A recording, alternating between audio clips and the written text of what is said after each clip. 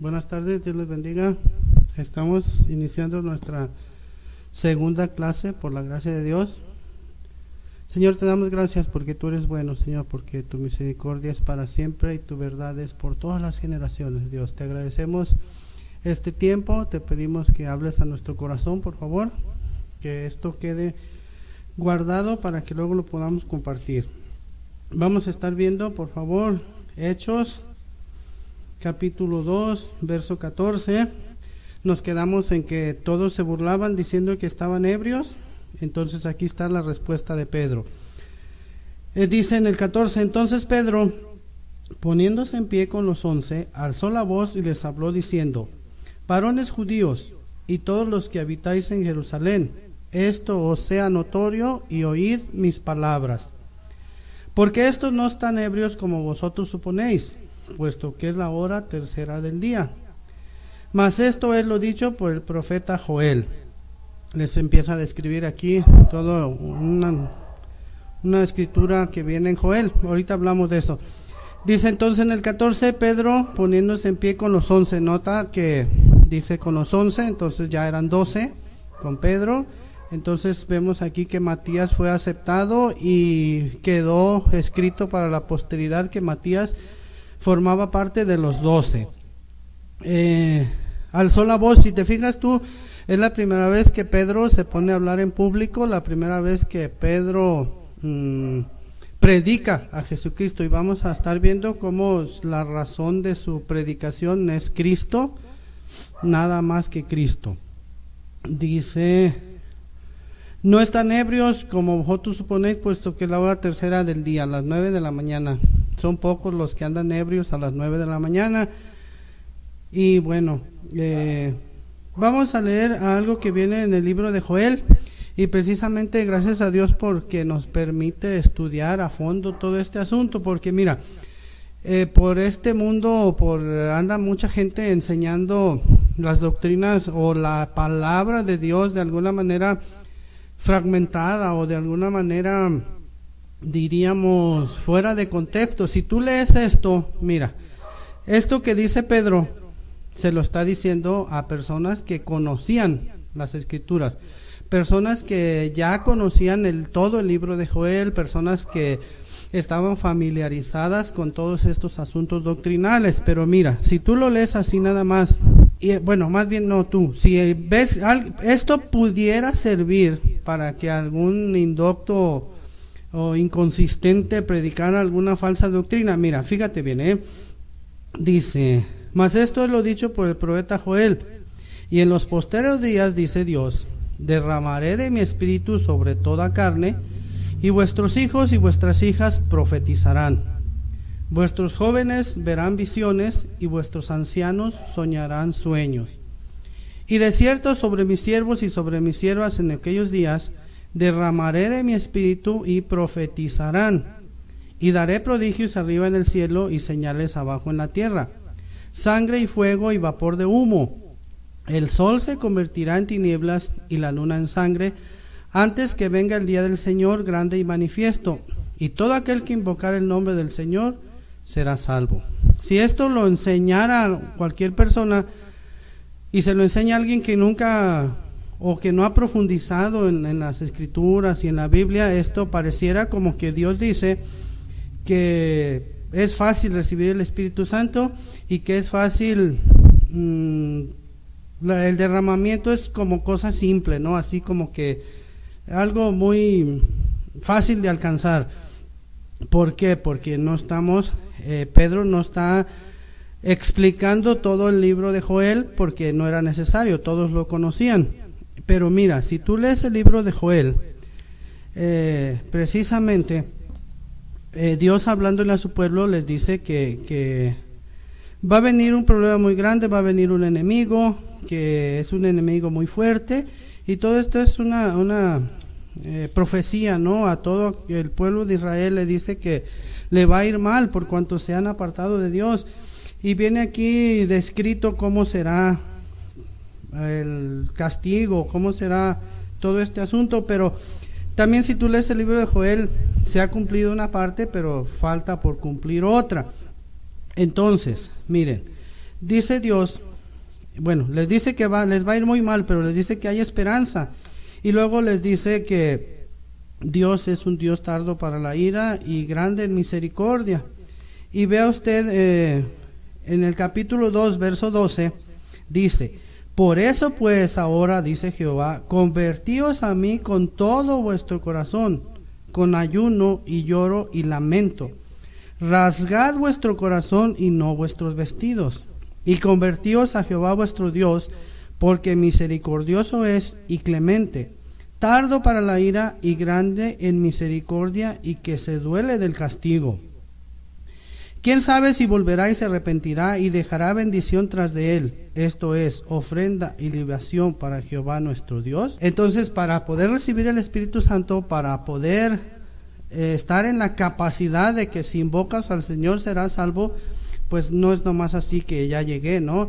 Hay que convertirse al Señor con todo el corazón, con ayuno y lloro y lamento. Aquí está hablando, ya sabe usted que la Biblia habla en lenguaje literario. Sí hay que ayunar y sí hay que llorar y sí hay que lamentar, pero no nos la vamos a pasar toda la vida haciendo eso, ¿no? Y ya en el 2:28 dice: y después de esto, ¿después de qué? Pues de que ya se arrepintieron, se volvieron a Dios, ya que son santos, entonces derramaré mi espíritu sobre toda carne, y profetizarán vuestros hijos y vuestras hijas. Note usted que aquí no hay distinción, no hay distinción de género.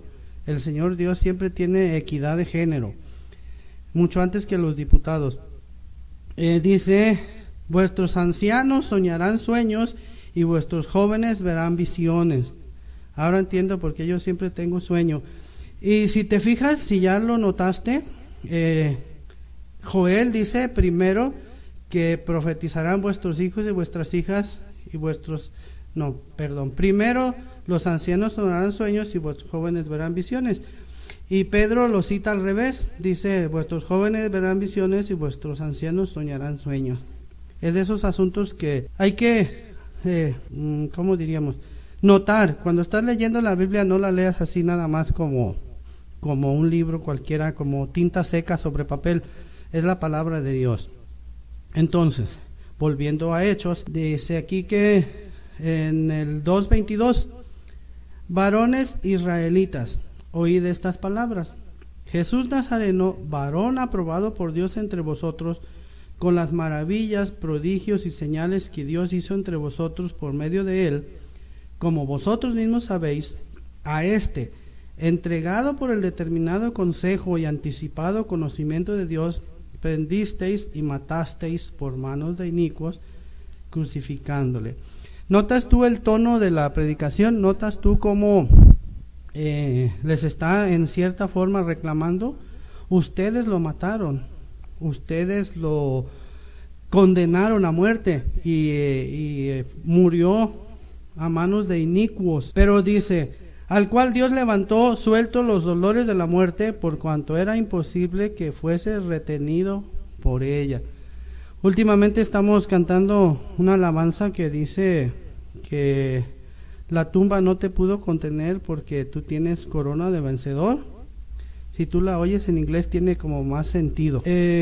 Y bueno, se pone a hablar, a referirse a un salmo donde David proféticamente hablaba de cómo el Señor se iba a levantar de la muerte. Y dice en el 2:25: porque David dice de él, de Cristo: veía al Señor siempre delante de mí, porque está a mi diestra, no seré conmovido. Por lo cual mi corazón se alegró y se gozó mi lengua, y aún mi carne descansará en esperanza. Hay un punto y coma, note usted eso. Porque, y aún mi carne descansará en esperanza. Y tú entre líneas puedes leer: por lo tanto, no dejará mi alma en el Hades, ni permitirá que tu santo vea corrupción. Me hiciste conocer los caminos de la vida, me llenarás de gozo con tu presencia. A los que no habían oído este tipo de situaciones, ¿no? Después del punto y coma siempre hay una consecuencia, o hay un mandato, o hay un desenlace, para que lo enseñen ustedes después también. Y vemos como David, hablando proféticamente, dice que no permitirás que tu santo vea corrupción. La corrupción viene cuando la materia o ¿cómo diríamos? El cuerpo, la carne, se empieza a descomponer, la putrefacción y todos esos asuntos. Y han notado ustedes cuando el Señor Jesús resucita a Lázaro, Marta le dice, no recuerdo si era Marta o María, pero le dice, Señor, ya tiene 4 días. Entonces, según las características de la carne y las células y todo ese asunto, después del 4.º día viene la descomposición, pero vemos que Dios tiene todo planeado y levantó al Señor Jesús al 3.er día. ¿Se fijan ustedes cómo todo está matemáticamente preparado, ¿no? O cronometrado? Y en el 29 dice, varones hermanos, se os puede decir libremente del patriarca David, que murió y fue sepultado, y su sepulcro está con nosotros hasta el día de hoy. Todos estaban conscientes, los que estaban ahí reunidos, que en alguna parte cerca de donde ellos vivían estaba la tumba de David. Y dice, pero siendo profeta y sabiendo que con juramento Dios le había jurado que de su descendencia, en cuanto a la carne, levantaría al Cristo para que se sentase en su trono. David sabía que iba a venir un Salvador, el Mesías, el Cristo, y con esa certeza, pues, habla de este asunto, ¿no? Dice que David, viéndolo antes, habló de la resurrección de Cristo, que su alma no fue dejada en el Hades, ni su carne vio corrupción. Ya sabe usted que el Hades era el lugar, o es el lugar a donde van los muertos. Creo que en hebreo es Hades y en griego es Gehenna. Y dice, a este Jesús resucitó Dios, de lo cual todos nosotros somos testigos. El Señor Dios dijo, el Señor Jesús dijo que seréis testigos, seremos testigos. Y Pedro hablando dice, nosotros vemos cómo Jesús resucitó, Dios resucitó a Jesús y nosotros somos testigos.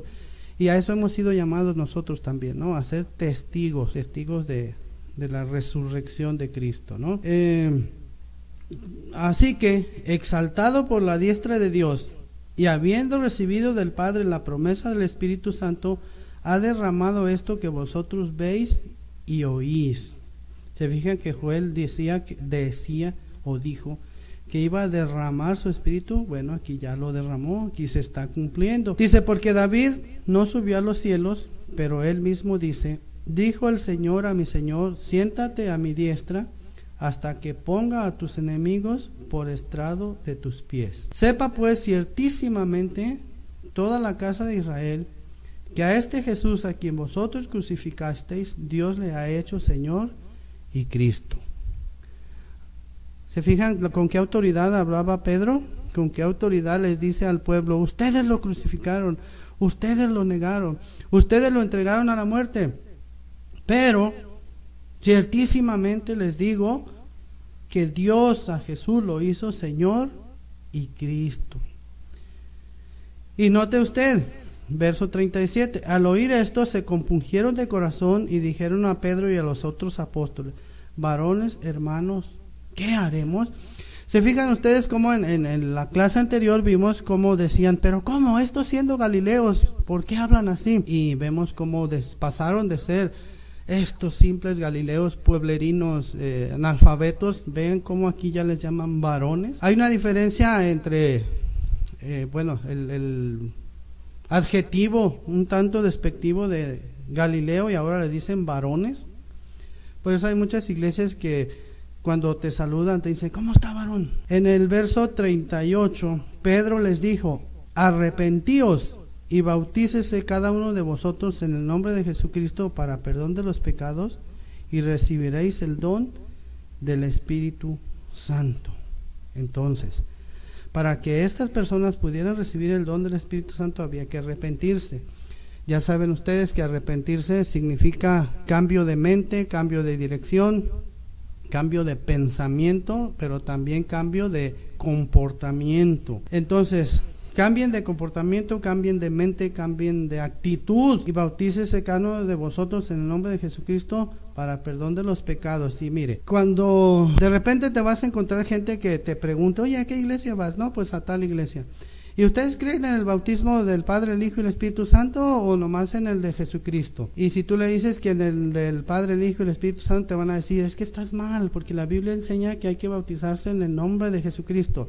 Pero cheque usted esto, para que no lo sorprendan, que no le digan, que no les cuenten. Aquí les dice que se arrepientan y se bauticen en el nombre de Jesucristo, porque toda esta gente, la gran mayoría de gente, había sido bautizada por Juan el Bautista, ¿no?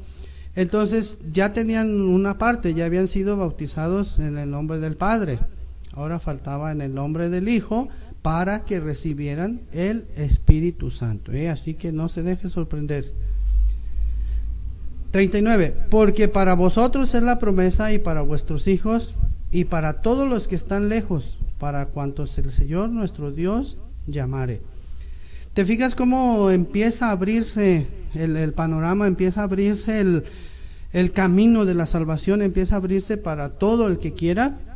Y recuerden ustedes que en alguna parte, no recuerdo exactamente, el Señor Jesucristo le dijo a Pedro que le daba las llaves. Bueno, esas llaves eran para abrir el camino hacia el Padre, el camino hacia Dios, el camino a la salvación. Y aquí vemos cómo Pedro está usando esas llaves, que las llaves significan autoridad. Entonces, para todos es la promesa y para todos los que están lejos. ¿Cuánto tiempo duramos nosotros lejos del Señor? ¿Cuánto tiempo duramos sin querer saber nada? ¿Cuánto tiempo duramos vagando por este mundo? Pero un día el Señor nos encontró, gracias a Dios. Y fíjese, anote usted algo aquí. Y con otras muchas palabras testificaba y les exhortaba, diciendo, sed salvos de esta perversa generación. Vemos aquí que seguramente Lucas conocía todas las otras muchas palabras, pero si las escribía, pues iba a crecer el libro no sé cuántas páginas, ¿no? Entonces, bueno, hay cosas que no están ahí, pero se entienden, ¿no? Y luego dice, así que los que recibieron su palabra fueron bautizados y se añadieron aquel día como 3,000 personas. Si te fijas, cuando el asunto ese del becerro de oro, dice allí que murieron 3,000 personas. Y aquí dice que volvieron a la vida, o ¿cómo diríamos? Así entre comillas, resucitaron 3,000 personas. ¿Te fijas cómo la Biblia está llena de asuntos que concuerdan, asuntos concatenados o concomitantes? 3,000 personas murieron por adorar el becerro de oro, y aquí 3,000 personas vuelven a la vida porque escucharon el mensaje del Evangelio. Y date cuenta con qué poder hablaba Pedro, ¿no? Y ese mismo poder está disponible para nosotros también, gracias a Dios. 2:42. Y perseveraban en la doctrina de los apóstoles, en la comunión unos con otros, en el partimiento del pan y en las oraciones. Perseverar es seguirle dando con ganas, insistir. Perseveraban en la doctrina de los apóstoles, que básicamente era oración y enseñanza de la palabra. Nada de que 40 días con no sé qué y que retiro aquí, retiro allá. No. Palabra y oración. Y sobrevino temor a toda persona, y muchas maravillas y señales eran hechas por los apóstoles. Nota, muchas maravillas, no poquitas, muchas. Todos los que habían creído estaban juntos y tenían en común todas las cosas. Eso hubiera estado suave, ¿no? Yo podía usar la guitarra de fulanito, pero no, porque él iba a querer usar la mía. Y vendían sus propiedades y sus bienes y los repartían a todos según la necesidad de cada uno. No, pero sí se la prestaría, Y perseverando unánimes cada día en el templo y partiendo el pan en las casas, comían juntos con alegría y sencillez de corazón. Qué bonito es comer con alegría y con sencillez de corazón. Bienaventurados los pobres de espíritu, porque De ellos es el reino de Dios, ¿no? Con sencillez. Alabando a Dios y teniendo favor con todo el pueblo. Y el Señor añadía cada día a la iglesia los que habían de ser salvos. De repente te vas a encontrar ahí con doctrinas que dicen que el Señor añade a los que Él considera que deben ser salvos. A lo que se refiere aquí que es, si tú lo lees en otra versión, dice el Señor añadía a la iglesia a los que iban siendo salvos. A los que aceptaban y se convertían en cristianos iban siendo añadidos. Por eso hay que leer todo el contexto. Luego, Pedro y Juan subían juntos al templo a la hora 9, la de la oración. ¿Se fijan cómo respetaban de alguna manera lo establecido? A la hora 9, todo mundo iba a orar, ahí van ellos también. Y era traído un hombre cojo de nacimiento. En inglés dice que era paralítico o era lisiado de nacimiento, a quien ponían cada día a la puerta del templo que se llama La Hermosa, para que pidiese limosna de los que entraban en el templo. Pobre persona, ¿no? Imagínate postrado todo el día y a ver quién se compadecía de él. Pero Dios tiene todo planeado, recuerda eso. Pedro, con Juan fijando en él los ojos, le dijo, míranos. Y te fijas tú cómo durante los 3 años y medio que el Señor Jesús anduvo aquí con sus discípulos, te fijas cómo los 12 discípulos eran así como el círculo rojo, ¿no? Los cercanos, pero Pedro, Juan y Santiago o Jacobo siempre eran los más cercanos, ¿no? Y te fijas cómo aquí ya nada más son Pedro y Juan, porque en este tiempo Jacobo ya había sido muerto a espada por el evangelio, ¿no? Y ve cómo insisten en andar juntos, ¿no? Uno en esta vida siempre tiene sus amigos, pero siempre tiene sus cuatachos, ¿no? Sus cuateroles, su cuaderno de cuadrícula. Pedro, con Juan fijando en él los ojos, le dijo, míranos. Entonces él les estuvo atento esperando recibir de ellos algo. Mas Pedro dijo, no tengo plata ni oro, pero lo que tengo te doy, punto y coma. En el nombre de Jesucristo de Nazaret, levántate y anda. Y fíjate, tomándole por la mano derecha le levantó, y al momento se le afirmaron los pies y los tobillos. ¿Notas esto? ¿Notas que hasta que le dio la mano y lo levantó, se le afirmaron los pies y los tobillos? Necesitamos, pues sí, orar por nuestros hermanos, necesitamos orar por las necesidades, pero es necesario ponerle pies a la oración, ¿no? Por ejemplo, si tu hermano, tu hermana tiene necesidad, no le digas, voy a orar a Dios para que te mande un ángel con una despensa, ¿no? Si tú puedes, vente, vamos a una tiendota y ahorita te compramos una despensa. Si puedes. Y ve tú aquí como Lucas es muy descriptivo, fíjate, se le afirmaron los pies y se le afirmaron los tobillos. Y nota esto, fíjate, saltando se puso en pie y anduvo, punto y coma, y entró con ellos en el templo andando y saltando y alabando a Dios. Imagínate qué ejemplo, ¿no? Para nosotros, qué ejemplo de agradecimiento, qué ejemplo de gozo, qué ejemplo de agradecimiento, ¿no? Algo que nunca has hecho lo empiezas a hacer y lo haces gozoso, pero alabando a Dios. Y dice aquí que le reconocían que era el que se sentaba a pedir limosna a la puerta del templo. Qué bonito es esto. Era. Y se llenaron de asombro y espanto por lo que le había sucedido.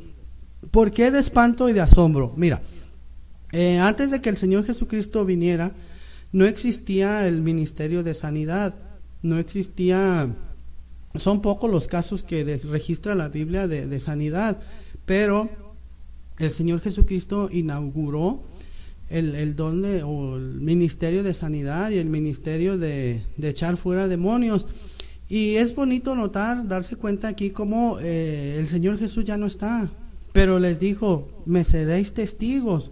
Entonces la gente estaba llena de asombro y de espanto porque decía, ¿cómo es posible? Ya no está el Señor, ya no está el Maestro. Sin embargo, estos hermanos, estos discípulos han continuado la obra de Jesucristo. Y yo te digo, hermano precioso, hermana preciosa, tú y yo somos parte del libro de Hechos, somos parte de este derramamiento, somos parte de este privilegio de llevar sanidad al que lo necesita. Ahora también hay que ir con cuidado. Dios sabe a quién quiere sanar y a quién no.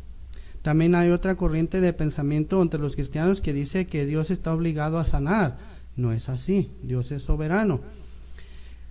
3:11. Y teniendo asidos a Pedro y a Juan, el cojo que había sido sanado, todo el pueblo atónito concurrió a ellos al pórtico que se llama de Salomón. Fíjate, era tanto su agradecimiento que se movían 2 metros y ahí va él, el ex cojo. Se movía un poquito y ahí va él con ellos. Y eso es como una bendición muy grande, ¿no? Ver a esta persona agradecida. Entonces, amarrando puntos. Sí, el Señor derramará su espíritu, pero primero hay que volverse a Él, hay que regresar al Señor, hay que rasgar nuestro corazón y no nuestros vestidos, hay que volverse a Él, convertirse a Él con todo el corazón, y entonces es cuando vendrá el derramamiento del Espíritu Santo. Así que como hay un pequeño disfunción ahí con el Edmodo, el cuestionario se los voy a dar hablado. Pregunta número 1: ¿cuál profeta habló del derramamiento del Espíritu Santo? Pregunta número 2: como resultado de la llenura del Espíritu Santo, ¿qué va a pasar con los jóvenes? Espacio en blanco. ¿Y con los viejos? Espacio en blanco. 3. ¿A qué salmo hace referencia Pedro hablando de David y su profecía respecto al Mesías? 4. ¿A qué se refería cuando dice, no permitirás que tu santo vea corrupción, en el Salmo 16:10? Pregunta número 5. Para que Dios nos llene con el Espíritu Santo, ¿qué acción debemos tomar? Lo acabamos de decir. Luego, en el primer sermón de Pedro, ¿cuántos se convirtieron al Señor? 7. ¿En qué asuntos perseveraban los cristianos? 8. ¿A qué hora oraban en el templo? 9. ¿En cuál puerta del templo estaba el inválido de nacimiento? Y 10. ¿A dónde concurrió todo el pueblo atónito a constatar el milagro de sanidad del inválido? Muchas gracias, Dios les bendiga. Sigamos orando los unos por los otros. Y nuestro lema es seamos de los que trastornan al mundo, de acuerdo a Hechos 17. Dios les bendiga. Muchas gracias.